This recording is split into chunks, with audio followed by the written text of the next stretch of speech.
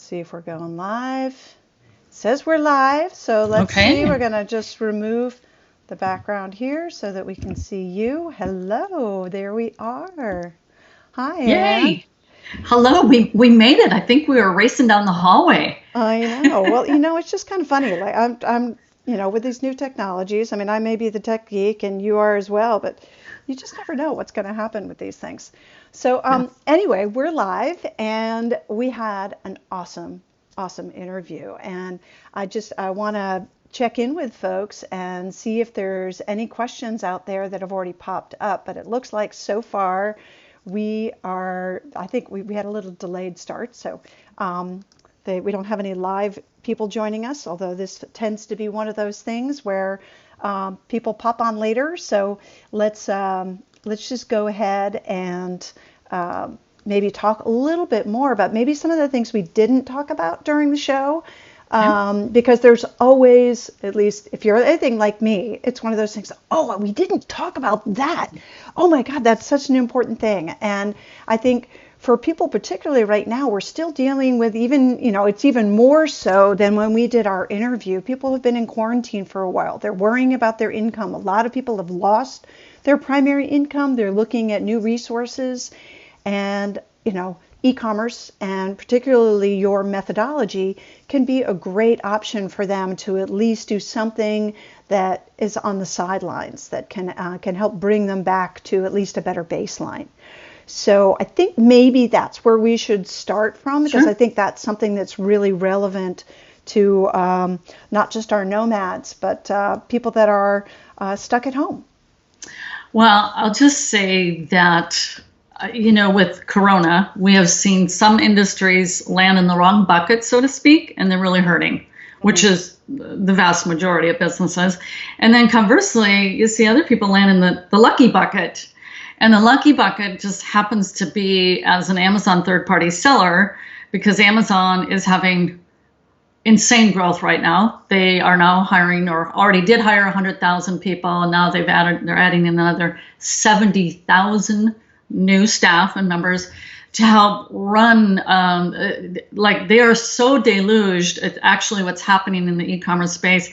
It's, a spillage effect. The cup is running over so quickly that while Amazon can't quite keep up with it all, well, other e-commerce stores are benefiting from the spillover effect. And so what that means is, so for those who aren't used to the retail cycle, Q4 is when Amazon sellers, or a lot of traditional stores, really make their big money because of the holiday season, starting with, it goes from Halloween to Thanksgiving into Christmas, Hanukkah, into New Year's. That's when you make bank, as we call it. So that's the Q4 selling season, October, November, December. Well, my sellers are reporting that their sales now are exceeding their Q4 sales, especially replenishables, because personal care, people are now getting acclimated into shifting their buying habits online, and specifically with Amazon. And so what this means is the opportunity is staggeringly awesome. I just did a little video training the other day, just yesterday afternoon, with one of my trainers, and it was all about addressing the saturation issue. Only that I've been online for coming up on 20 years. And when my son and I were looking at e-commerce about 6-7 years ago, it was like, yeah, this will probably have a shelf life of a year or two. Not. Meaning in traditional internet marketing, the shelf life of some new training product might last. You get a good run of a year or so. And with every passing year, that shelf life decreases because things move so quickly. But Amazon is this insane flywheel. And that is, they brilliantly designed the third-party seller platform, which we account upwards of 57% of the total sales on Amazon is from third-party sellers. But to loop back to your point about this, the quarantine. So one gentleman, he was popping really big numbers last night, and we had our staff meeting this morning. I said, I asked one of the coaches, is he working full time? She said, no, I think he's home because of the quarantine. Well, correspondingly, he's putting more effort into his Amazon business, and he's doing some really, really nice numbers. So it kind of couldn't be a better time to get going because Amazon is having unprecedented growth, and it's going to keep going in that way because they're going to get spoiled rotten on the Prime membership, 2-day free shipping. And so I would just encourage people, and we have a YouTube ad funnel going right now, and we've got people on the phone who have lost their business right now during Corona. In fact, one guy wrote in his survey form, hey, I lost my business in part because of Amazon. And it's kind of one of those things, if you can't beat them, which you can, well, then you join them. And that's what the third-party seller platform allows people to do. And it's just kind of the reality of it. The beautiful thing for people to understand, though, is I always like to teach people to be in control. So you leverage Amazon while you can, and you set up a long-term strategy that Amazon will eventually become just a traffic source to you. Initially, it's buttering your bread. It's your bread and your butter. But I like to move people in a greater level sense of security that they're not dependent on one platform. Akin to what we're seeing, our tremendous dependence on China, like with pharmaceuticals, and people are waking up and going, this is insane. Yeah, it is insane. And so we learned we got to get more manufacturing over here so we have less reliance and dependency. Yeah, well, absolutely. And I think even seeing a lot of the products are coming via China or from China sourced. There's somewhere in that supply chain that is disrupting the ability to get the products that we are looking for. And it's making people really realize how much is coming from China. I think that's it's a really interesting point. Is there a way within the system that you can identify where things, where their origin point is, so you can minimize that kind of disruption when you're? Yes. Well, if you're looking as a customer, even, or I'll address it from that end, because I needed some new, get this, Kirby vacuum cleaning bags.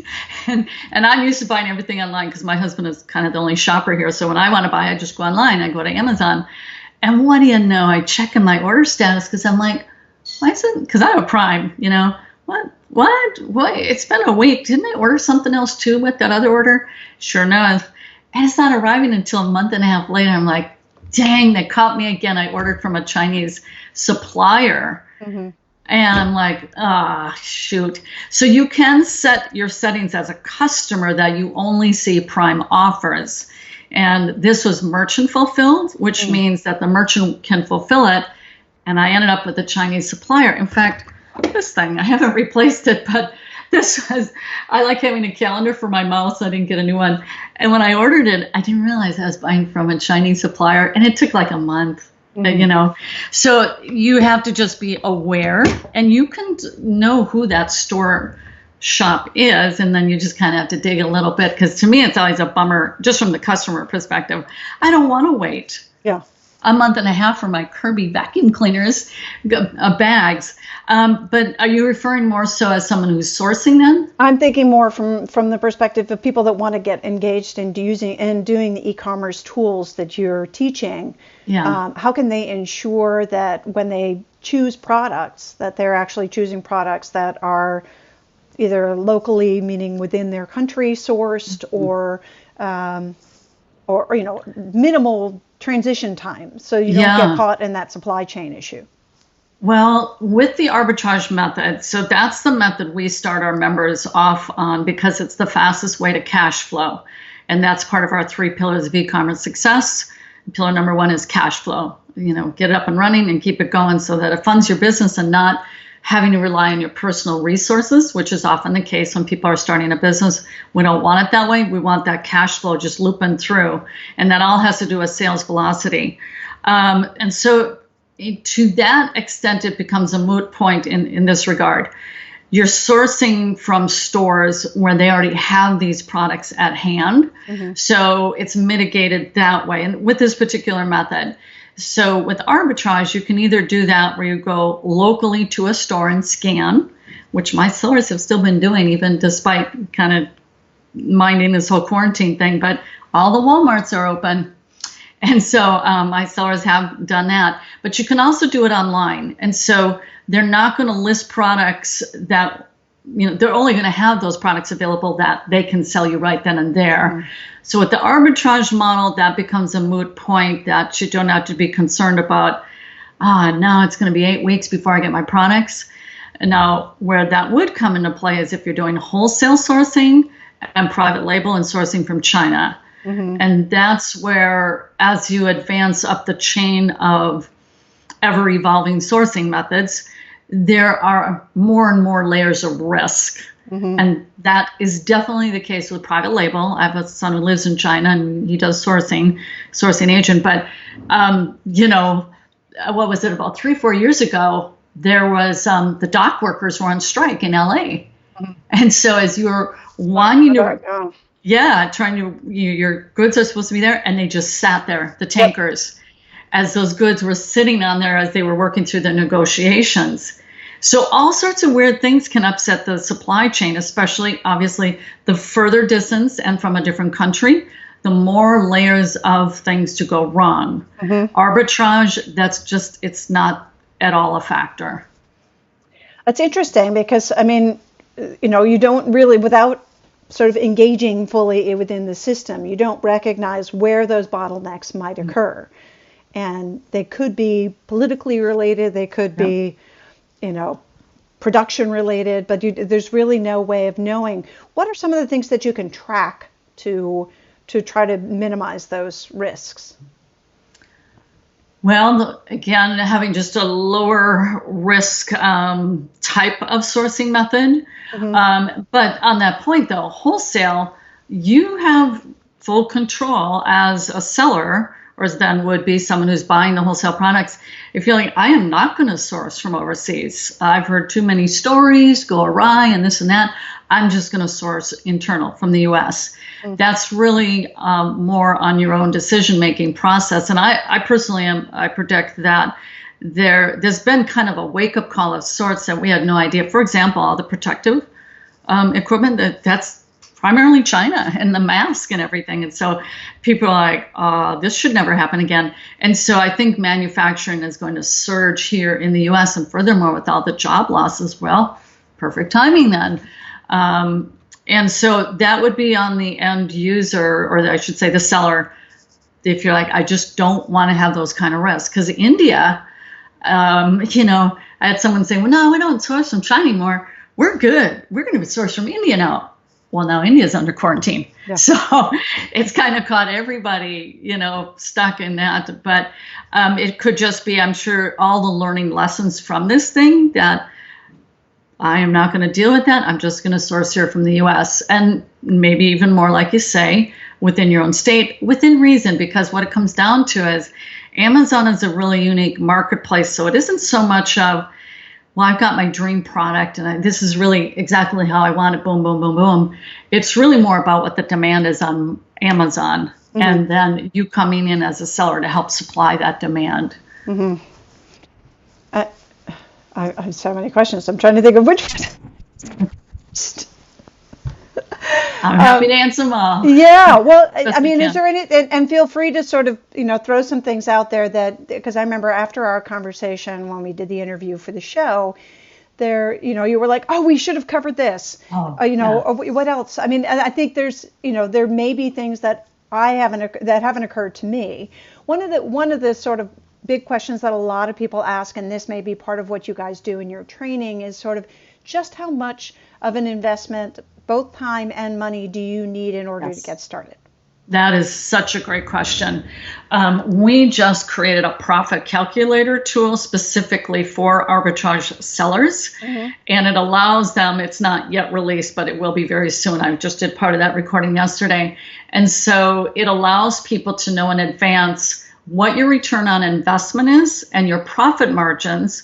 We had a gentleman yesterday through one of our interviews. He's got about 20 grand he can throw into inventory, and he's wanting to know, what can I expect out of that? Because you have to look at this really more as a game of investments. Is when I tell my arbitrage sellers, like when you're going to the store to scan, I said, don't think of yourself as a shopper. You're really an investor. And you're investing to flip, just like same thing in the precious metals investment portfolio, silver and gold and all that is buy low, sell high. and that's all a timing thing there. And so I will just say this much relative to the money side of it. You're going to be at a greater advantage if you have more money when you come into the game. But that by no way precludes people who, for example, one of our trainers, she started only with $200. That's all she had. And so the beautiful way this model works is you can think of Amazon as, I like to say this, but it's like an ATM machine. If you do things correctly, you buy products that are in the top 1% of their category, which means it has a very high sales velocity. There's not a lot of sellers on the listing, etc. We cover all this, but the whole name of the game is the game of velocity. And it's to make your dollar work as hard and as fast as possible. So the more your product, your money turns and flips within a time span, the more your money multiplies. So this particular gal started in July. She put $200 of initial product investment. By end of year, that grew to $36,000 in sales. And so what she did is she just kind of kept rolling it back in, which is very common for most business owners. You're reinvesting. And the more you reinvest, the more product you can buy, and then hence more profit. So it's really all built on velocity. So rather than a product, you put it in, here it is, May 1st. Happy May Day, everybody. And it flips. By end of year, it sells, which would be awful. You want it to sell. Some will sell as soon as they hit the warehouse. They're just gone. And I call it liquid gold. And so you get your money, you go buy some more of that, you put it back in. So it's how fast you can keep feeding the beast. So you can start as low as you want, or you can start much higher. I always tell people, just test it first. Get into the swimming pool, start going into the wading end of the pool, and get some experience under your belt. And I will assure you, you'll start putting in money real fast when you start getting those checks, because there's nothing like money in the bank to say, yoo-hoo, got a money maker here. Now, time, I'm just going to say individuals vary dramatically in terms of mental acuity and ability to learn quickly. And others, are just going to take a lot longer comprehension, so to speak. I'm a major advocate of self-education and, always be a learner, as I'm going to guess you are too. And so if your brain is used to learning, and especially if you've maybe gone through some online, because it is through a back office, but we have a private mastermind group, it just can happen very quickly. We just had a business owner. He owns a shipping center, a franchise, and I was in the call 2 weeks ago with him and welcoming him in. He has full-time job and runs this franchise, and he's got 3 kids under age of 6. Busy man. He was in our boot camp today. Yeah, Ann, I got some products and I've already shipped them in. And okay, 2 weeks time, that's someone working full-time, runs a franchise, which he helps also run and operate, and his 3 little kids. Wow. So he's already getting results. Yep. So, and I will say local retail arbitrage is like extremely fast. And I didn't pronounce that as much with the quarantine going on because I don't want to encourage people to go out there. But did we talk about local retail arbitrage at all in the interview? I don't know that we did. We did very little. We sort of went straight into the online, but partially because a lot of the people that are, the audience and people that are going to be joining us within Global Nomad Hacks are probably more sort of the digital, where they need to be able to get access to products without having to go to a store. Now, granted, they may have access to products while they're traveling Southeast Asia or going to new markets where they find things that are very popular there, but nobody knows anything about. And that, if you can find a way to, to buy a quantity of them in a local marketplace and then flip them, yes, lo and behold, there you have your local market, but it may not be your regular local market. Right. So there's, there are other aspects of it, certainly, but I think for the most part, one question that digital nomads may be concerned about is, okay, you have all of these things that you purchase and then you have to physically flip them. What are some of the, how quickly can you build up a system to have other people manage that physical part of it so that it doesn't tie you down? There's two different things you can do. You can either hire, train and hire someone locally to do it for you. And I can think in this frame because my youngest son is a digital nomad, and he just came back from Mexico to feel a little safer here in the States because they were handling their quarantine efforts vastly different than here in the States. But all to say, he was in several different Airbnbs. So, I just have that as a point of reference. But if someone is settled in for a season, conceivably you would train someone to do it for you. But really the better solution, because digital nomads could be in Asia, anywhere in the world, is you just have it, when you order your products online, you have them sent to a prep center. So in our back office, we have 2 different prep centers, and they're very specific prep centers. These are people who understand Amazon and how to accommodate third-party sellers. So we have a gal in Wisconsin and we've got a gal in Oregon that each own their own prep centers. And what that means is, instead of you ordering the products and having them coming to your home, that you would then have to prep, which is very to the T. You have to do it exactly how Amazon tells you to do. You can't get creative and use peanuts instead of, the required packing that they say to have. And so the prep center will do the work for you. And furthermore, in our calculator, yes, that cost is accounted for. Because people don't like hidden gotchas. Like, well, they didn't tell me that. They didn't tell me this. And so if you are going to use an external shipping center to do that for you, so you could be living in Thailand, and then you have your product shipped to the prep center, and they'll be tracked to you, and they will handle it for you, and then that gets shipped into the Amazon warehouse. So that's how that works. Yeah, so and I would think that that's kind of a critical factor when you have people that are constantly shifting geographically. Is that something that you can also, for example, the nomads that maybe, come across a great product like we talked about earlier, that they're like, hey, this would actually do really well in my market. I'm going to buy, in this marketplace, I'm going to buy 100 of them and just see how they go. Like, can you just send those to a prep center, or how does that work? Well, that's a excellent question, because no doubt that would happen, because Amazon statistically only has about 2% of the products that are available out there, even though it seems like they have everything. And so that scenario could be extremely likely. I think of Mexico, for example. So one would be the Amazon seller app for that local scanning is only available in 9 countries. It is available in Mexico, and it also happens to be available in China.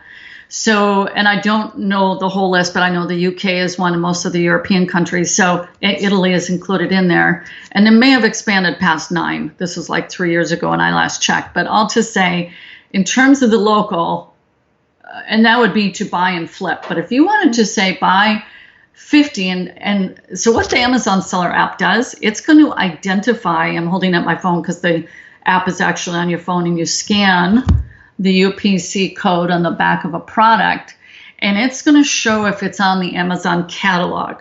And if it is, it's going to show you all these relevant data points, whether you can expect to make any money off of it or not. But what if it's not in the Amazon catalog, which would be very, very likely if you're overseas? You can create a listing. You can create that's what is more typical, is you're creating the listing. With the arbitrage model, you're not creating the listing, you're leveraging off of a listing that's already been created, and you're just helping to supply for that listing. So this is a lens cleaner thing. And so let's say it's not there, but you've done enough keyword research, and that's something you need to know, that when customers type in a given keyword, is there a demand for that product? And let's say you're like, whoa, there's huge keyword volume for this product. So then you would create a listing, and we have training on that, not in the arbitrage course, but more like in the wholesale aspect. And then you'd have your own listing, and then you would have to ship it in. And so that could be problematic in that scenario, given how many countries people can land in as a digital nomad, that for you to ship from there and into the Amazon warehouse, and given the distance, your profitability may go down a lot because of shipping costs. Interesting. I mean, and I think there's so many different aspects to that. I think about several times I've found great things that I have a sort of a bad habit, I guess you would say. It's not a bad habit, it's a good habit. That my husband thinks it's hoarding. But when I find something like a product that I think this is something that's like a perfect gift, I'll always buy like 10 of them. And then I bring them home with me, and I have, my gift boxes that are just, I can pull from anytime, going over for dinner. I was Same here. raised with the, never show up empty handed. So it's, and he's like, well, just get him a bottle of wine. I'm like, that is so boring. No. I've got all kinds of cool little things. Yeah. And, but those are the type of things that people are so appreciative of, but they probably don't have, a listing for, but they may also be something that, in their local market are a very common item, but it's something people hadn't occurred to them to look for. Yeah. So is that something that can work within this system, or it's something completely different that? Not within the arbitrage model, but certainly as an Amazon seller. And what you're talking about is an astuteness and awareness of the marketplace, that your own buying habits are a reflection of, well, I can't be the only one who thinks this way. I'll give you a perfect case in point. One of our trainers, they got a recall notice about, I think it was a smoke detector, if I remember right. They got a recall notice. And so she had to do the recall and get it fixed. And she thought, well, I wonder if other people are getting recall notices. Yeah. And as it turns out, there was a huge sales velocity and demand on that, because she was alert and keen to go, well, I'm certainly not the only one getting this notice. So as a seller, she quickly went out and got some. She checked the demand, and she made a boatload of money. Yeah. That's just an example of your awareness as a consumer. And when you're thinking as a consumer, then you're more likely to tap into what's going on that someone else would be totally oblivious to. But when you're a seller, you start to know patterns in stores. Like, look at that end cap. Wow, they switched that end cap already, and now that's interesting. And with each subsequent year, you become more knowledgeable and aware. As now an online retailer, you're going to pay keenly attention, be keenly aware in the local market as well. What are these trends? Mm-hmm. And so I think what you're speaking to is that level of awareness, and then you just go check your data and see, well, by golly, I was right. Mm-hmm. There is a demand for that. Or, yeah, you know what? I'm going to do a listing for this because I checked the keywords, and away you go. Yeah. So, yeah, no, I think it's partially sort of that, like you said, that market awareness and just being observant. And I guess it's that same piece of listening to what people are asking mm-hmm. for, and it's sort of that keyword, but doing it in your physical life as well. It's sort of what are people, and right now we're in this big shift where people's demands are totally different. They're not necessarily looking for that sort of frivolous thing that is just sort of, accumulation. It's more really practical, like webcam. Like, I need a proper webcam. I fortunately had one in advance, and I keep on having people make comments like, "Oh, I'm so jealous you have that. I haven't been able to find one." They're back ordered. I'm like, "Oh, really? I've had this thing for like 2 years." But that's because of the nature of the work that I do. But the demand for what we're going to be needing, things like, as a podcaster, we understand the importance of quality of sound and space and lighting. And so the tools that are required for that, to make remote work and to be able to maintain your professionalism no matter where you are, no matter what the environment is, all of those different things are something that I keep on looking at going, why aren't people selling these, or why aren't they, you have to go to specialty providers in order to get them, because you don't, just simple things like, to be able to soundproof your room so that you're not getting the noise from the television in the next room, because we're all in quarantine, right? So I've been using Amazon cartons because cardboard works really well. So you have stacks of Amazon. There it is. There's my sound barrier. It's amazing. So you actually, you put a couple of them lined together and glue them together. And then you're also doing something that's sustainable. Of course, that's not something you're going to market, because you're not going to make any money. You're going to say, buy more product and you can use your boxes. All those boxes from Amazon that are piling up at everyone's doors. No, you're totally spot on. And as we were heading into this quarantine, I thought, education system is going to get flipped on its head here. Yes. How much so? I don't know, but it's going to change. People's eyes are being opened, both from the parents who are now having to homeschool their kids, both from the college teachers and, all the teachers trying to do their job digitally and virtually, as guaranteed there's going to be new apps, there's going to be new evolutions in the marketplace, and there's going to be distinct shifts in behavior.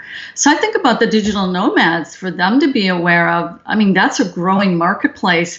And do you think it might escalate as a result? I mean, sure, we have this temporary quarantine, but post facto, it's going to go up. Absolutely. Don't you think? Absolutely. I think that, and that's one of the things that I've been doing recently, is reaching out to my contacts from my former work in the hospitality industry to just say, hey, you guys need a heads up. Anyone that's creating remote working spaces, whether it's in the room or whether it's in your business centers, you need to update them to be able to serve this your consumer that's coming out of this, that's going to say, I don't want to be stuck in one particular location, but if I do have to travel, or if I choose to travel, I need to have certain baseline requirements met to be able to get quality sound, get quality lighting, get quality, visuals, so that I can continue doing what I need to do, and my kids can do their homework, and there's bandwidth, and we're a fully mobile family. What does that mean?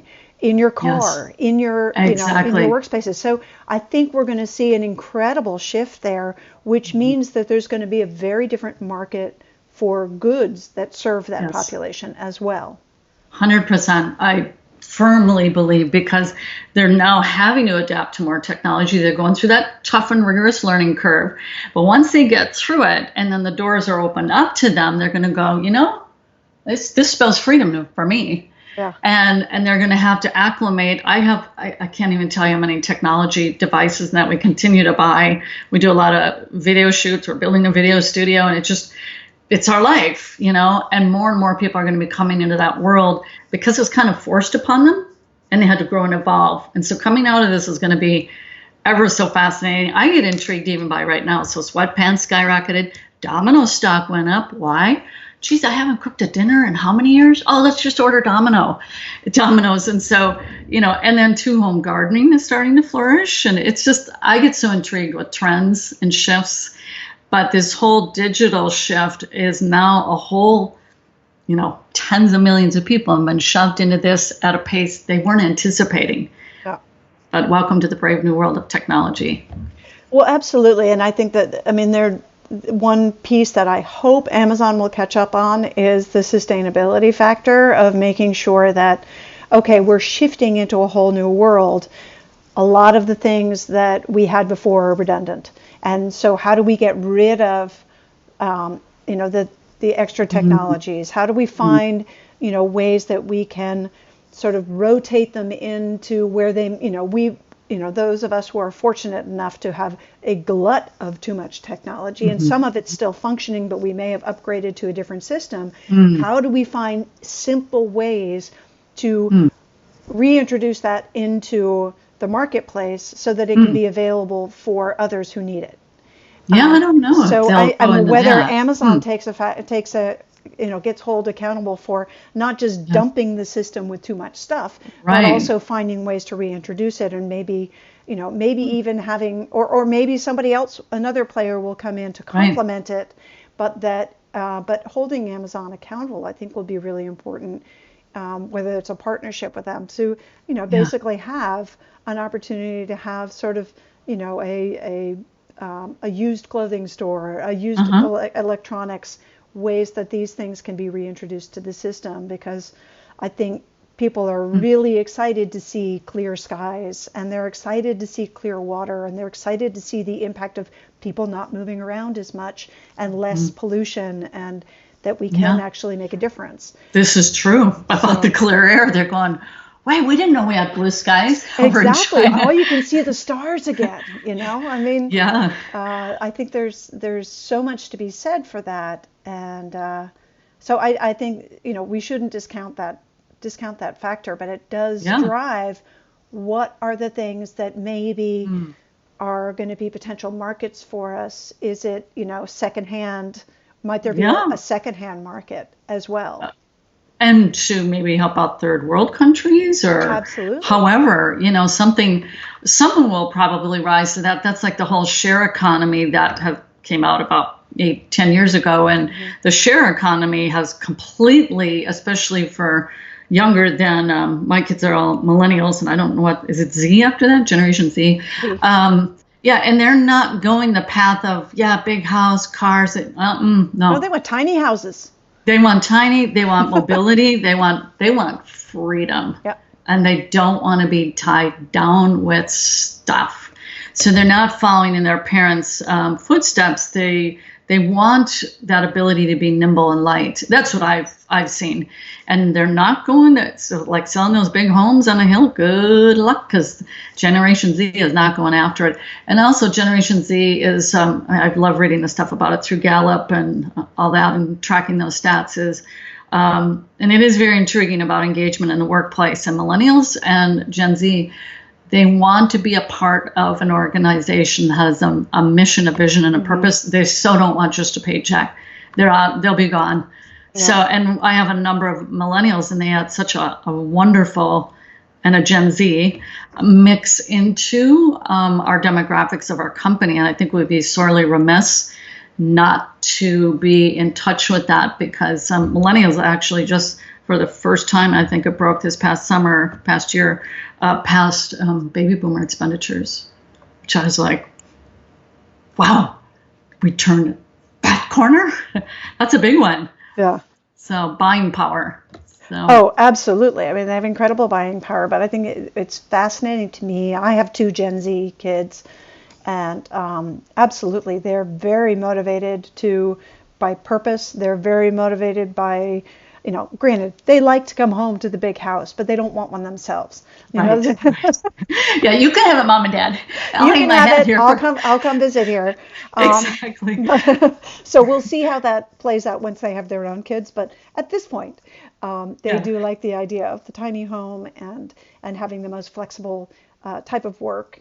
But that has an impact, and that is purpose driven. And I think that the work that you're doing with e-commerce and with the Amazon online arbitrage, I think is an incredible opportunity for them to be able to really to do that, and whether it's seeking out the products and actually driving the demand for products that serve that purpose that they're passionate about. So I think it'll be exciting to see how much influence they actually have in that, because you see a lot of them, they know how to market much better than we do. Oh, yeah. They're the bigger buyers on Amazon, too, by the way. Yeah. The younger kids, that's like, whereas my parents have one spot from Amazon. But tell me about it. I had to change my Prime password. It was like, oh. Yeah. So it's they are very well suited. Our Gen Z gal is a bodybuilder, and she brings so much to the table because she does all her social media, and she has a knowledge of, you're right, for marketing, that's kind of like just they've been breathing it, living it just by having grown up with social media. But yeah, it is going to be very fascinating to see, because they are the top consumers volume wise. And then just how they will in turn affect the Amazon marketplace will be very interesting as sellers. Yeah.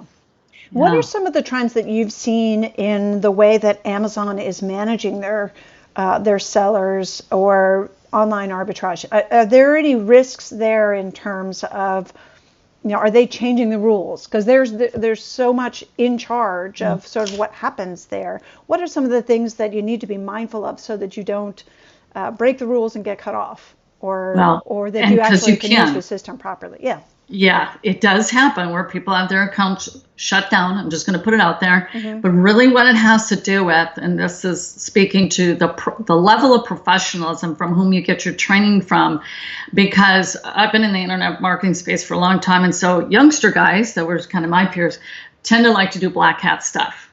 Mm-hmm. You don't do black hat stuff with Amazon. You just don't. Mm-hmm.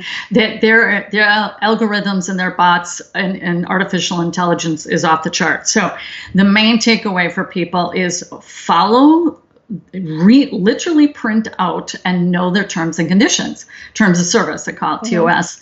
You really need to know, because it's kind of like opening, you get your own store. You're going to have a store name, and it's your little piece of real estate on Amazon, albeit they own it, and you pay a monthly fee for that. So that is by far the biggest. So just today in our staff meeting, we were talking about people are applying for their account. Amazon gives very specific instructions, and yet, and I will say I have tended to attract an older demographic. If you just kind of rife through these instructions without following them to a T, this is how minute it is. As an example, is from Amazon, they said, please supply all your documents, he's setting up his account, in one email, one PDF. Okay. No, he was sending us, okay, there's one email. And so the coach was saying, well, the instruction said all in one email. Why do they do that? Because they got a lot of people coming in, and it's a management issue on their end to accommodate people coming in. And so this gentleman just flat out, he wasn't reading the instructions. Same with another gal. They said, okay, now with your email, and then go check your email. Well, it's a brand new email address, and she failed to check. It's kind of these nuances that I want to think that younger people would not get as hung up on because they're so used to technology, and that you just follow the instructions, ABC. So, and then there are no issues with arbitrage other than I will say this, with the product is it needs to be in good shape. If you're doing local retail arbitrage and you're sourcing from a store, you have to think about the grandma who's buying online and going to send it to her granddaughter halfway across the country. It should look pristine. It shouldn't have, the box itself should not look, you know, how you can be in Walmart and some boxes have just been handled too much and they don't look brand new. You don't want to get those. You want it to be a nice, you know, fresh box and not manhandled and, you know, torn edges and this and that.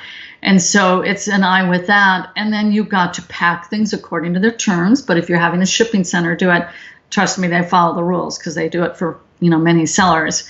And so my advice is always just really follow their steps to the T and read the terms of service and know where. I'll give you another one. And we have a mastermind so people can always ask questions. But if you basically Amazon handles all the customer support. Occasionally, a customer will email the seller directly, like my vacuum cleaner bags that I thought to email them. I'm like, oh, I get it. They're from China. I'm not even bother emailing them. You know, how silly was that, you know? But sometimes you'll get email from a customer directly to you. You have to answer that in 24/7. I mean, within 24 hours.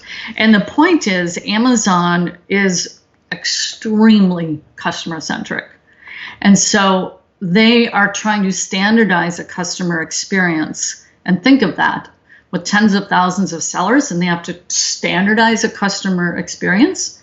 That's why, you know, people who have worked at Amazon said, be like Amazon. You want to have this just great customer experience. For example, stuff arriving as it should be, and make Amazon happy, because making Amazon happy is a good customer experience. So that's as an example, because that tripped me up when I was first as a seller and I was past the 24 hours. Oh, I learned real fast. You kind of get spanked in the butt because you have this thing called your BSR, your seller, well, that's bestseller rank, but your own rating as a seller. You want a stellar rating, and that's one of the algorithms is how quick are you at responding back to customers. So if you're like, you're not very customer centric, like, they can wait, I'm on vacation. And you can set to vacation status, by the way, with your Amazon account, but you have to think, for those who have been in the service industry, which is about 70% of the US economy, we should be awesome at service, and that's how you want to think as an Amazon seller. So there are a lot of nuances along the way, but our training is very, very detailed, and we have coaches who are always answering questions in our mastermind group. But the main thing is a state of awareness, and that state of awareness from one student from another can be just dramatically different. I'll just say it this way. Some will actually really go through the training. And then you get some people, you know darn well they didn't go through the training. They're just asking questions. You want to say, you go through the training, and then if you get stuck, then you ask your question. Oh, really? I have to go through the training? Yeah, you actually have to go through the training.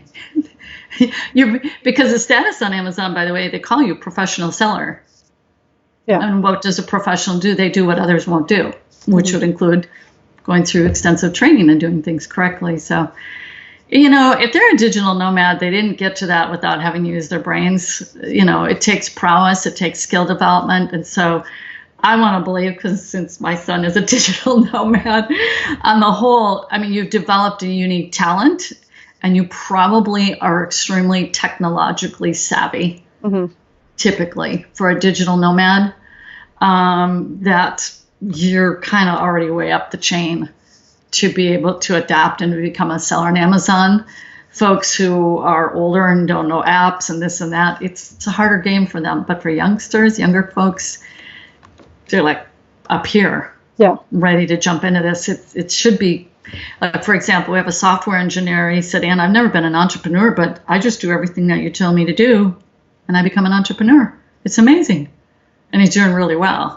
So as long as people know how to follow instructions, they should be fine. Yeah.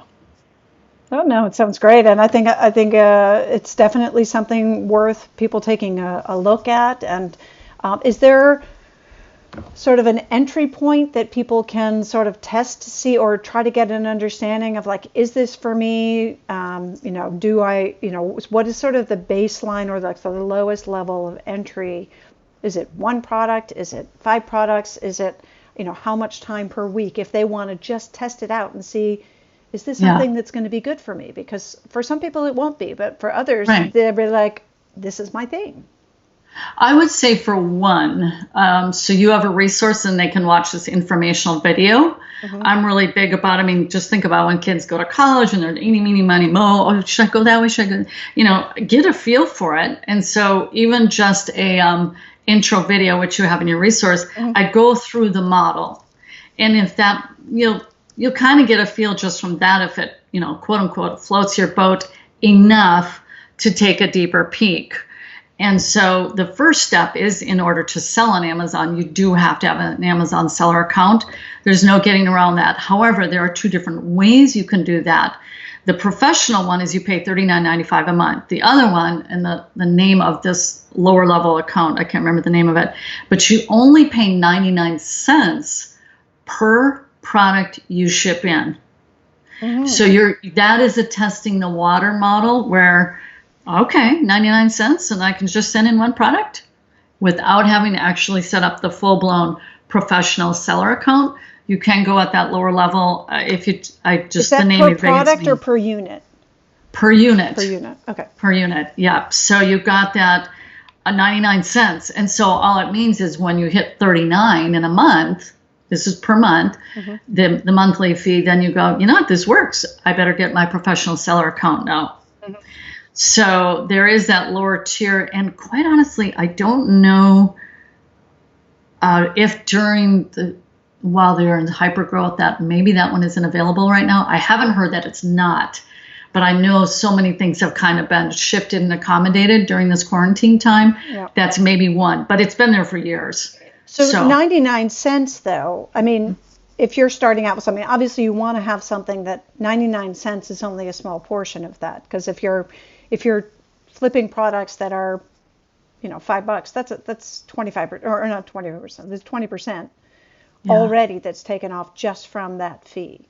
What's a good, I guess you have you have a calculator that you got to play around with a little bit on that. But. I can't imagine. We had a guy, he actually was from Silicon Valley, and he went through the whole bubble, the .com thing. But anyways, he put out one product on his porch showing, I did it, I have my one product. Next year he did 130,000. But that was his comfort level, was just to start with one. It was very cute to see his photo, because a lot of them will go, hey, here's my first shipment. And they load up their screenshots and people are seeing, and sometimes people have 29 boxes. And so this really fun community aspect of seeing what people are shipping out. But anyways, he's the only one that I ever saw where they just did one. And I'm sure he had the money, but it was kind of more of a, yeah, but I just want to make sure it works. That was his comfort level. Me, I had enough confidence. We were at a Babies R Us, which has since gone out of business, unfortunately. But there was so much on clearance. That shopping cart alone was either $400 or $500 in profit from just going in to Babies R Us. I had my husband, I had 2 of my sons. We all had our cell phones, our smartphones with the app, and we were all tied into the same account. So you can have a family, and we have many, many families doing this, and you all have the seller app, but all attached to one account. If you want to, do it that way. And so we just cleaned house. Some stuff, it was the end of July, and there was all the summer clearance, 90% off. The baby crib padding and the blanket, just huge profits. Yeah. That was my very first store. And furthermore, I had the confidence because I'd seen so many people be successful. I just knew it was going to work, But even still, you go, but will it work for me though? I thought, I wonder if it will. So you can start as low as you want. I would say you probably put $50 in at least, or, because I don't know, to me, that's just me personally, but it can be one if you want. And it also can be done seasonally, just so people know you're not locked into having to meet this requirement. You can pause your account even and just, families can go in and crush it during the toy selling season. Many do. They'll start in September. They got multiple vans. They go up all the way up the West Coast. And I mean, they make their millions of dollars in that stretch from September to December. And then they have the rest of the year off. Kind of like food trucks at a state fair, where they're mini donuts or whatever, and they make a killing while the sun is shining, so to speak, make hay. And that's same with the toy selling season. So there's a lot of flexibility for people.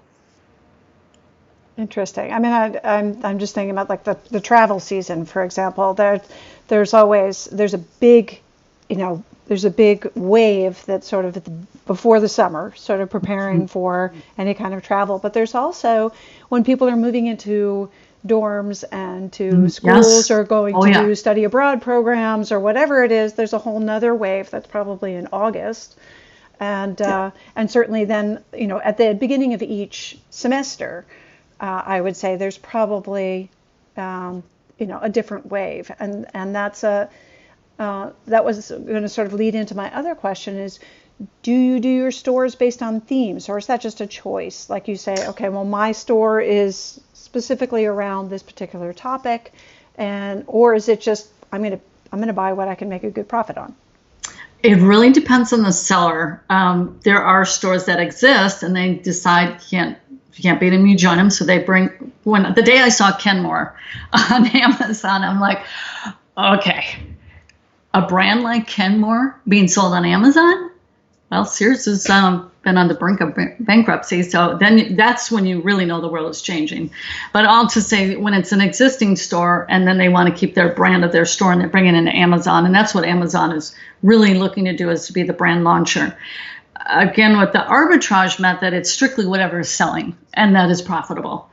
But what I love about that is you could identify products that you go, all right, this thing here, I think I could blow this up. I want to do it wholesale, and I might even take it private label. Case in point was I was selling Princess dive sticks. They were at Target on clearance, and they just absolutely sold out. They were on clearance when I bought them at Target, and I sent them into Amazon. They were gone. And they were like the Little Mermaid and whatever the different princesses are. And a dive stick is the little girl throws it into the pool, and then they got to dive down and grab their little stick, their dive stick. Ah, okay. Yeah, I didn't even know a thing. I'm like, oh, dive stick, okay, whatever. But my brain went, wonder if I could make my own, and I didn't take that path.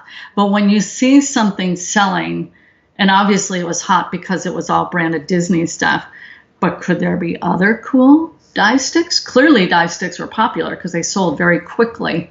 And so through arbitrage, you get these cues, that, maybe I could take that wholesale.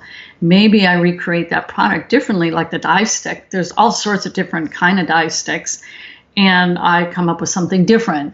And so it can kind of naturally, and in fact, that's what I always generally with our people, they evolve upwards because they start to see things,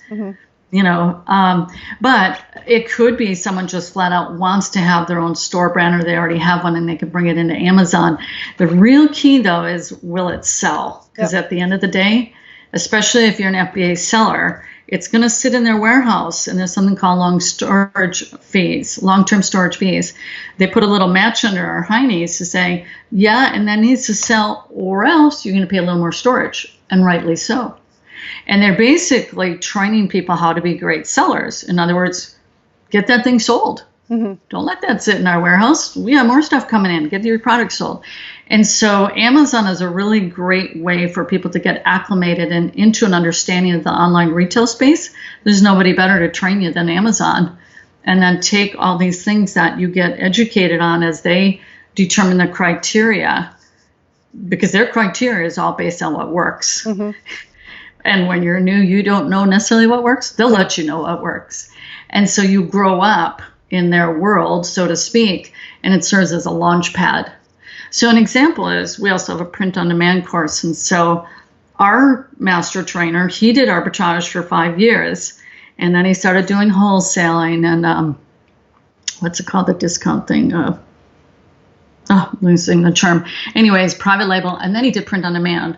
And print on demand is, it's just designs on products that do not even exist.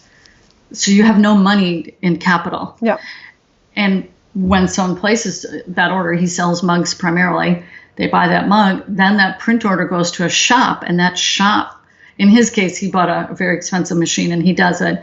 But normally with print on demand for a hat or a sweater or whatever it may be, the print on demand store will then ship it off. So you never touch product and you do not have capital tied up into product. But with that model, you just got to really make sure it's all about design then. Yeah. If you've got a hot design that will sell and with a little slogan or something. And he does very, very well in the niche that he's in. Very cool. So many great little kernels of wisdom, and I'm excited to hear what people say. We found with these videos that a lot of people watch them afterwards, so this is being recorded, and we'll make sure we do a little bit of editing, and we'll put it up in YouTube and share on LinkedIn as well, because there's a lot of great tips there for people. And I think particularly right now, people are concerned about how they can find an alternate revenue stream, or I think it also adds value to your existing business, or as you were saying earlier, that it may be something that leads to a new business for you but you make sure you tie it in. This is just one way to sort of lead it in, but that there's a long-term goal of what it is that you're trying to achieve. So I think there's a lot of really great kernels of wisdom that you've shared with us today, and I really appreciate your taking some extra time to share them, even though we've already done the podcast. So I think there's a lot of great new stuff there. And anything that we missed before we sign off? I think just have an open mind. I mean, the world is opening up with a lot of different options. I just see Amazon as a great, like a primer almost. It's a great way to gain a foundation and understanding. And where that opens up from there, it's virtually endless. I mean, Amazon has so many other ways to make money on its platform. And I always lead people, responsibly so, to where they can then, I don't like people solely dependent on one source. Just like I was talking about the dependency on China for too many things, we call it multi-channel. And so that's kind of my big grown-up world of where I like to lead people, because I want them to be in a position of strength and empowerment. Yep. But for a lot of people, just sign me up so I can start getting some money in the household. That's where arbitrage comes in very quickly, very nicely. That's great. It's a mindset, like a lot of other things. It's a mindset, and so I think all of us have something to learn from that and appreciate what we can gain from that. So thank you so much, and thank you, Global Nomads, for joining us today. And I hope you got some good tips out of there. And don't forget to check out the e-commerce business school and the resources page, and you can check out Anne's work. And if you have not already listened to the podcast, make sure you check that out. We've got a lot of great other ones coming up every Friday, and we'll be back for next week Fika Talks. And take care. Have a great weekend, folks. Yay! In the house.